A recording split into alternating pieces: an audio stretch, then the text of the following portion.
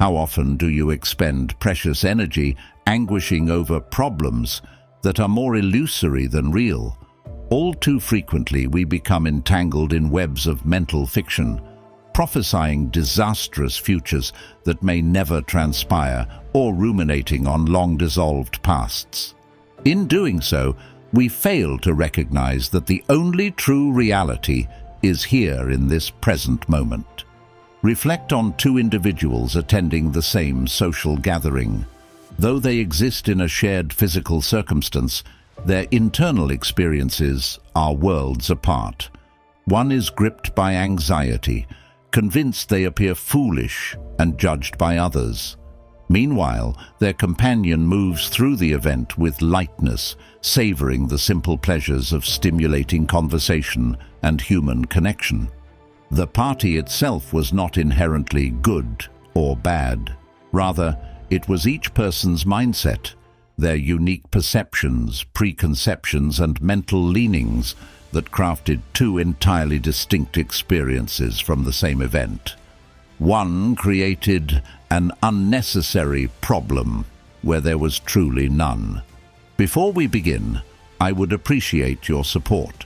Don't forget to click like, subscribe to the channel, and turn on the notification bell so you don't miss any posts. If you like the theme of this video, please comment +1.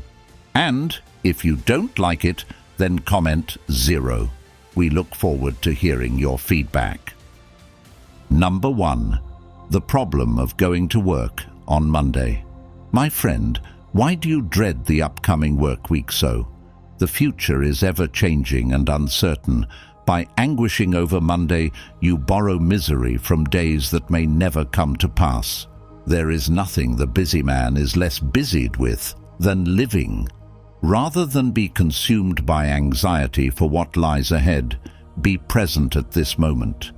When your mind wanders to next week's tedious meetings or arduous tasks, gently return your focus to the here and now, for it is only the present that exists. The past, a memory; the future, merely imagination. Like an actor playing a role on the great stage of life, perform each duty as it arrives with calmness and dedication. Do not lament your costume or set, for these were decided for you. Simply act well on the part that has been assigned. What need is there to weep over parts of life? The whole of it calls for tears, yet the Stoics are not disillusioned miseries. We embrace life's totality, both the sublime and the mundane, and approach each experience with the same peaceful abiding. Next Monday, you may be surprised to find your dreaded day holding poignant moments of connection, accomplishment, or even subtle beauty previously overlooked. Or it may unfold just as you fear.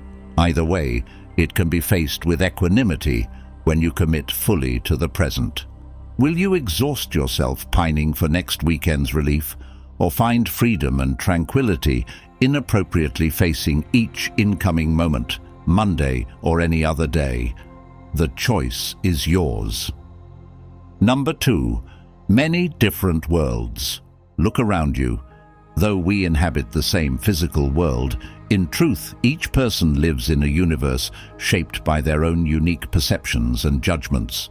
What one considers a blessing, another view as misfortune. An event that fills you with delight may provoke anger or sadness in another. We cannot control the external events and circumstances that befall us.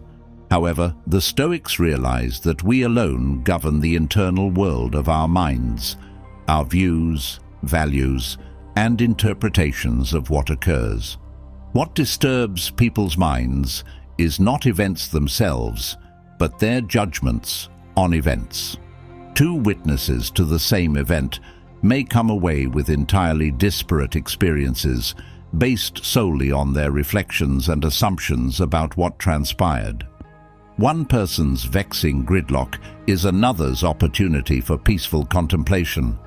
Your co-worker's insult becomes just that, or a chance to practice courage and forbearance solely through your assessment of their motivations. So you see, our perceived problems are often mirages, existing only within our individual realities, crafted from apprehension about the future or rumination on the past. These phantoms dissipate when we live willfully in the present moment, releasing attachments and accepting events with tranquil objectivity. Does the brightness of the dawn delight you? Then let it delight you as its passing nature permits. All experiences are fleeting. Why cloud our horizons by labeling them as adverse? Are you truly disturbed by events themselves, or merely your personal storylines about them? The boundaries of your world are defined by your own perspective alone. Number 3. The two truths. Truth manifests itself to us in two forms, the relative and the absolute. The relative truths are those we experience through our senses and minds. They shape our individual realities and beliefs about the world. Yet the Stoics know that these personal truths are inherently limited by our imperfect human faculties of perception and reasoning. Beyond the boundaries of the relative lies absolute truth, the unchanging laws and forces that govern the entire cosmos. This ultimate reality exists independent of any mind contemplating it. The absolute truth underlies and penetrates all phenomena, yet is impossible to fully comprehend through words or concepts. We wisdom seekers strive to perceive reality as accurately as possible, but grasping the absolute requires transcending the relative, rising above the attachments, labels, and filters that cloud our vision. How can one describe an indescribable name that has no name? Those who know do not speak, those who speak do not know.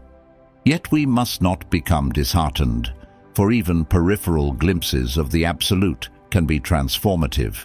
Each time we let go of dogma, expectation, or delusion, we taste the pristine freedom of absolute truth. When we exist fully in the present, our minds grow placid like a lake on a windless morning. And there, in the stillness, truth shimmers incandescently. Are you prepared to shed all you think you know and perceive only what is, with the infinite accommodating mind of a beginner? If so, the door to absolute truth remains ever open before you. Number 4. The problem machine.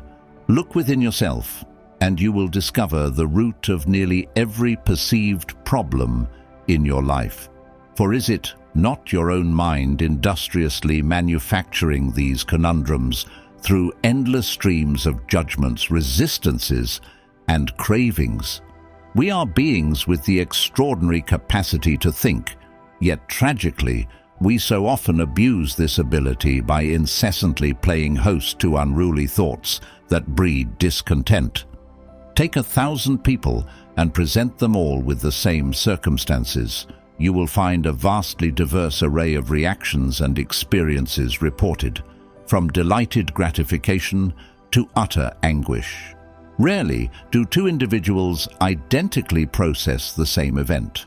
This is because each perception passes through the unique filtering system of that person's beliefs, past experiences, and unconscious mental leanings before materializing in their subjective reality. As Marcus Aurelius reminds us, the universe is change. Our life is what our thoughts make it. Once you realize this great truth, you begin to understand that most of your problems exist only within that churning cognitive world of your own creation. They are fictions, self-inflicted through lack of insight. And herein lies our predicament as humans. Even when we solve one trouble, our restless minds swiftly manufacture new ones to take its place. We are veritable problem machines, continuously filling the void with fresh sources of dissatisfaction to anguish over. Thus, the cycle perpetuates itself unless we awaken to our habits of unconscious thought proliferation. Epictetus, there is only one way to happiness, and that is to cease worrying about things which are beyond the power of our will. For when you surrender misconceived cravings and aversions, you liberate yourself from the perpetual cycle of self-created mental anguish. What remains is the perfection of life as it is. Are you prepared to let go of the exhausting mental afflictions and attachments that conjure your perceived problems into existence? If so, the joy and tranquility that is your birthright awaits like a welcoming shore. Number 5. Resolvement versus dissolvement. In your quest to live with tranquility and virtue, you no doubt encounter numerous perceived problems that seem to demand resolution. Yet, I caution you, approach each mental disturbance as something to be deliberately dissolved through insight, rather than a conundrum to be mentally engaged and resolved. For when you grapple to find concrete solutions to every apparent tribulation, you perpetuate the delusional idea that these inherently subjective experiences are real, solid entities requiring physical fixing. You become ensnared in an endless cycle, failing to evade your own mind's creation of fresh discontents. As the Stoic Arian remarks, the condition of the inward bestows the greatest peace, not the acquisition of insensible matter. The wise recognize that anxiety, anger, and suffering only exist within the conceptual realm of thought. These experiences arise from projections of the deluded mind, impressions that can be dissolved through present moment awareness and insightful contemplation of their source. Only by shifting your perception and detaching from afflictive thoughts can you truly be freed. To quiet the turbulent waters of the mind, I prescribe the tonic of meditation. When you intentionally turn your consciousness inward and observe the perpetual stream of arising and passing thoughts, you begin to disidentify with the incessant mental chatter. You see that these conceptions of problems are merely transient patterns of energy lacking any concrete existence outside of awareness itself. In meditation, the contractions and cravings of the ego mind progressively dissolve, unveiling the profound peace that is your true nature. Out beyond ideas of wrongdoing and right-doing, there is a field. I'll meet you there.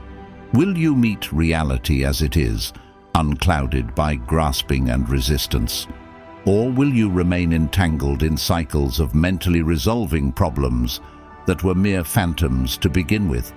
The choice rests with your commitment to awakening. Number 6. No progression in time. You envision your life as a continuous flowing experience that progresses through time's river, from the spring beginnings of youth through the summer passions and ultimately the winter denouement of old age. This is a deeply ingrained existential conceit. Yet I bring you this insight. There is no actual progression through linear time. Each moment in your perceived life story is a complete whole unto itself, unrelated to what has come before or after. Spring does not become summer through some gradual transitioning process. You cannot point to the precise instance when one season transformed into the next. In truth, each manifestation of spring, summer, autumn, and winter is its own unique, temporally self-contained event that simply appears and disappears in your consciousness. As Rumi expresses, life is a balance of holding on and letting go. Your mind persistently clings to memories of the past and expectations of the future. The incessant mental chatter of nostalgic thought streams and future fantasies. This creates the illusion of being an isolated, consistent self, flowing through sequential moments. You forget that all exists as the singular, ever-present now. No person has ever lived in the past, nor will anyone survive in what is future. The present alone is our dwelling place. Can you release your rigid identification with the personal history and imagine destinies comprising your life story? If so, you become like the eternal ocean, still and patient amid the cresting, dissolving waves of momentary experience. Every second offers you rebirth into a fresh, pristine state of being. Yet so often, we fail to inhabit these moments fully, instead carrying stale mental burdens from prior experiences into our newly birthed present. You cannot travel the path before you have become the path itself. Are you prepared to greet each arising here and now with the wonder and spontaneity of a newborn? If so, the path to presence, peace and authenticity is yours to embody. Number 7. The immediate way. You search in vain for happiness, peace and freedom in the imagined past or hypothetical future. Your endless mental wanderings are a fruitless quest. For the object of your desire resides not in some other time and place, but here and now, in this very present reality before you. The spiritual path has no path, only an immediate way. The great misperception is that the present is a fleeting experience, a momentary transitional fragment between the real events of the past and the future. But can you not see the present's eternal, unchanging nature underneath the temporal play of arising and passing phenomena? This lucid, unwavering now is the infinite womb from which all appearances are born and into which they return, like the cycle of inhaling and exhaling breath. Your suffering stems from the mind's restless thrashing, its desperate clinging to bygone moments and grasping for illusions yet to manifest. When you abide uncontrived as the present, no longer identified with memories or projections, the radiance unveils itself effortlessly. That which fortune has not given, she cannot take away. Once you realize you are and have always been the changeless, all-pervading presence in which experiences come and go, where is there any room for anxiety over desired or dreaded circumstances? Each arising event is spontaneously embraced, then allowed to vanish back into the infinite abyss it emerged from. There is nothing to attain or avoid, only the perfection of what is in each moment. Are you prepared to abandon the exhausting pursuit of some illusory future happiness? If so, you will find all you could ever long for has been cradled in the unwavering, spacious awareness of the here and now, all along. The choice is yours, to suffer entangled in the dream of time, or to awaken to the liberating truth of eternal presence. In this lecture, we have revealed that the root of your perceived problems lies not in external circumstances, but in your own mind's judgments and illusions. By learning to disidentify with the endless chatter in your mind, you can awaken to the primordial freedom and stillness that is your eternal nature. You no longer have to suffer because the past is gone or the future may never come. The profound peace you seek will exist in this very moment if you have the courage to let go of attachments and abide as an unwavering presence, witnessing the constant flow of phenomena. The image is arising. Wholeheartedly embrace the timeless wisdom of the teachings of Stoicism. Apply these principles diligently, and the chains of disturbing thoughts and chaotic emotions will dissolve, revealing your true sovereign self. Now I invite you to share this insight by liking this video, offering your comments and insights, and subscribing to our community of spiritual sojourners.